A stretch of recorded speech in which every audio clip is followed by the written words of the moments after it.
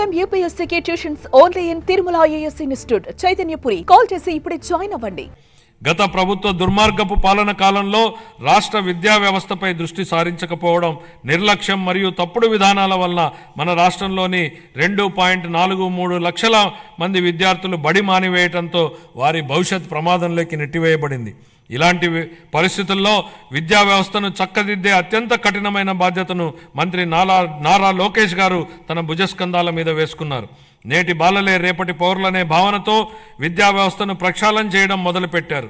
Result oriented ఎడ్యుకేషన్పై దృష్టి సారించి artificial intelligence వంటి టెక్నాలజీ విషయాలను ప్రధాన పాఠ్యాంశాలుగా తీసుకురావడానికి ఆయన చేసిన ప్రయత్నాలతో మన పిల్లలు ప్రపంచ స్థాయిలో పోటీపడి రాణించడానికి సిద్ధమవుతున్నారు. సమాజానికి విద్య ఎంత అవసరమో చైనీయుల సామెత ద్వారా వ్యక్తీకరించబడింది. మీరు సంవత్సరానికి ప్రణాళిక వేస్తే వరి నాటండి, దశాబ్దానికి ప్రణాళిక వేస్తే చెట్లు నాటండి, జీవితకాలానికి ప్రణాళిక వేస్తే ప్రజలకు విద్య నేర్పండి. పిల్లలకు విద్య అందించడం తల్లిదండ్రులకు భారం కాకూడదని మా ప్రభుత్వం బలంగా విశ్వసిస్తోంది. ఏ కారణం చేతను ఏ బిడ్డ విద్యకు దూరం కాకూడదని విశ్వసిస్తున్నాం.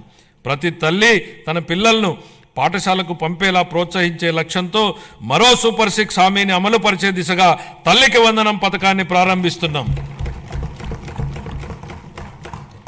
25-26 విద్యా సంవత్సరం నుంచి ఈ పథకం కింద 15,000 రూపాయల ఆర్థిక సహాయాన్ని అందించుతున్నాం. చదువుకునే ప్రతి విద్యార్థి తల్లికి ఈ పథకాన్ని అందించడానికి కేటాయింపులు జరుపుతున్నాం. ఈ పథకం ప్రభుత్వ మరియు ప్రైవేటు పాఠశాలలో 1 నుండి 12వ తరగతి వరకు చదువుతున్న పిల్లలకు వర్తిస్తుంది. అదేవిధంగా సర్వేపల్లి రాధాకృష్ణ విద్యామిత్ర పథకం ద్వారా 35.69 లక్షల మంది విద్యార్థులకు ఉచితంగా పుస్తకాలు, యూనిఫామ్లు, డొక్కా సీతమ్మ మధ్యాహ్న బడి భోజనం పథకం ద్వారా విద్యార్థులకు పౌష్టికాహారాన్ని అందిస్తున్నాం.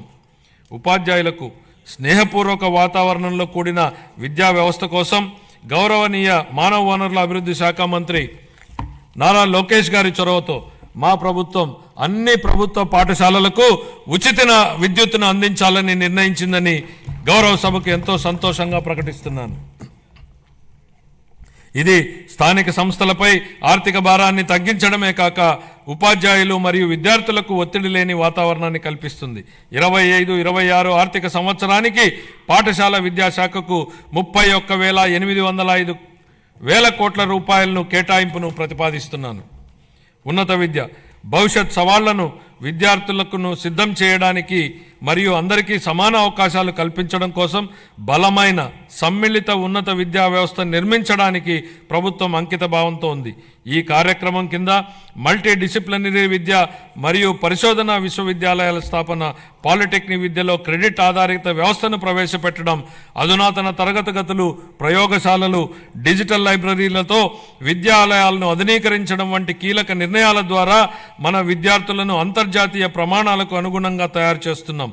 ప్రపంచవ్యాప్తంగా ఉన్న ప్రముఖ 100 విశ్వవిద్యాలయాల్లో మన రాష్ట్ర విశ్వవిద్యాలయాలను నిలపడమే మేము లక్ష్యంగా పెట్టుకున్నాం. 25-26 ఆర్థిక సంవత్సరానికి గాను ఉన్నత విద్యాశాఖకు 2,506 కోట్ల రూపాయలను కేటాయింపును ప్రతిపాదిస్తున్నాను.